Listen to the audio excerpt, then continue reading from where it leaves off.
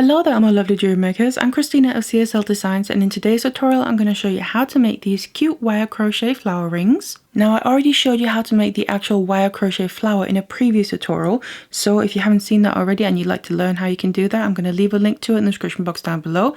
But in this tutorial I'm going to show you how you can then turn it into a ring. So if you want to learn that, then keep watching. So this is then the wire that we'll need. Now the wire I'm using is a regular round silver coated copper wire, and the first gauge here is a 1mm. This is going to be our base wire, and then I have a 0.4mm which is going to be our weaving wire. As for the tools, we need a couple of the basics. So first of all, I got my flush cutters to cut our wire, tweezer nose pliers to help manipulate the wire, and round nose pliers for the loops that we need to make. Now we also need a ring mandrel to help make the ring band. If you don't have one, you can also use anything that has the right size and shape for the ring that you want. And like usual, I'll leave the material list and useful links in the description box down below, so you can go there and check them out. Otherwise, let's get it all ready and let's get started. So then we need to cut some lengths of our wire, and I have two lengths here of the 1mm of about 15 centimeters each. So they don't need to be very long because we're literally just making the ring band with these. And as for the 0.4mm wire here, I'm leaving that attached to the reel. That way we have minimum waist stitch. So we're going to get straight on with weaving our ring band. So I'm taking one length of the base wire and then also the weaving wire. Now I want to make sure to leave a short tail of the weaving wire, about 15 centimeters or so. It doesn't really matter, just enough so we can use this to attach our flower at the end. And then you want to start a little bit in from the end of the base wire. Again, not too much, just a few centimeters. Then I want to first of all attach the weaving wire to the base wire by wrapping it around once, and then straight away I want to bring in my next base wire, lay that on top of the other one, and then I want to go over the top of both of them with the weaving wire like that, and come up between the two that I just wrapped over the top of. So up in the middle there, push that down, and then just wrap around the top one by itself, and then down behind them both. And you just want to make sure that your wraps are nice and tight. You can always use pliers to help push them together. And this is basically one round of the weave. Now what I'm going to be doing for this is called the diagonal wire weave. You can really use any kind of weave that you want to that uses two base wires. I do have a playlist full of different wire weaves, so you can feel free to check that out. I'm going to leave a link to that in the description box down below. Otherwise you just want to continue. So again, wrap around the bottom one by itself, wrap over the top of both of them, come up between the two, push that down, and wrap around the top one by itself, and then down behind again. And this is now another round of the weave. You just continue like this until you have the length that you need. Obviously that will depend on the size that you want your ring to be. So now I have the length I need for the ring band here. We can cut off our weaving wire.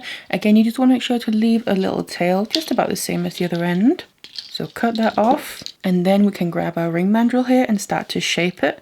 So just put it on the size that you want and start shaping it around so the two ends will start to meet up, something a bit like that. Now you want to make sure here that the ends of the weave aren't meeting up completely, so we want to have a bit of a gap there, because from here what we need to do is add in our loops. So what we can do first of all is cut down the ends here. Just make sure you leave enough to make your loops with. Rather cut off too little than too much. Let's do the other one as well, because you can always cut off more, but obviously you can't add to it. And then this is where I'm going to get my round nose pliers. So just with one wire at a time, you can just separate them a little bit. Just grab onto the end of the wire and then start to twist it downwards. So the one on the outside here, I'm also twisting outward. So you can see the wire that I've left there is a bit too long. So all I'm going to do is go in and cut off a bit more of the very tip, and then grab the wire again, roll it a bit further down until we basically get to the point where the loop is sitting and coming right out at the end of the weave there. So you just want to bring it down so we have the loop nice and tight up against the end of the weave. And then we want to do the same with the other one as well. So again, grab it at the tip, start to bring it down. This one I'm then bringing in the opposite direction. You can always open it up a little bit if you find that the other ends are kind of in the way. So start to bring that loop around, and again you can see here that I have too much wire, so just go in and cut off a bit and then go back with your round nose pliers and bring the loop in more.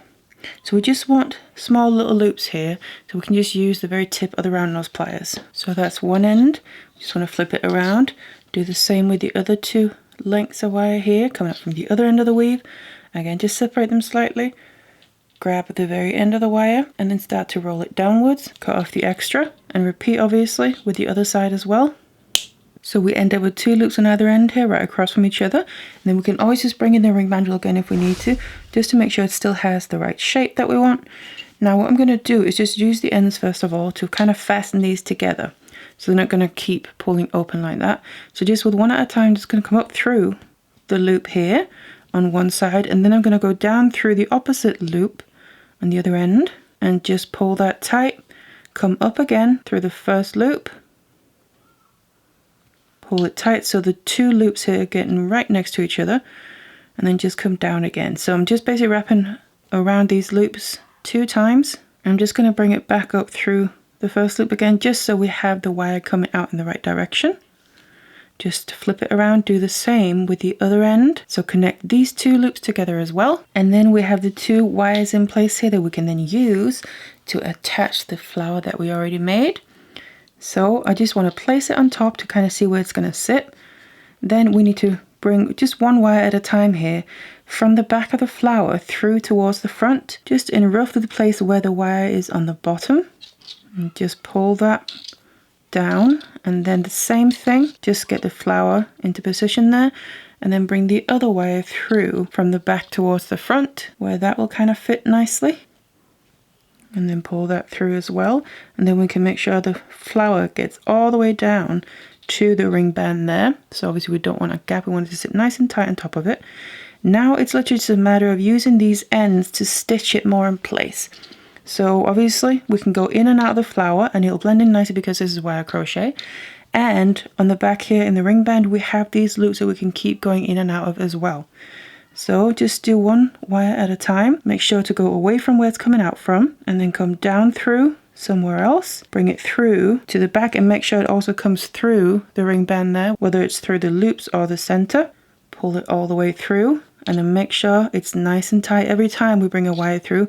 We want to make sure that it's nice and tightly pulled. And then I'm just going to come up through from the back, first of all, through the loop, and then have that come straight through the flower towards the front again. And that is then going to catch on the back there with the loop. And again, pull it nice and tight. And I'm basically working my way around, so I'm covering as large an area of the flower as I can. That's obviously kind of connected to the loops on the back there. And of course, you just want to take the other wire and do the same thing. Literally work your way around, stitching in and out a few times, just until you feel your flower is nice and securely attached. And then once it's on there securely, you can see it's now not moving around, it's nice and fastened. Then we just want to go to the back here and basically finish off the wires. So just working with 1 at a time.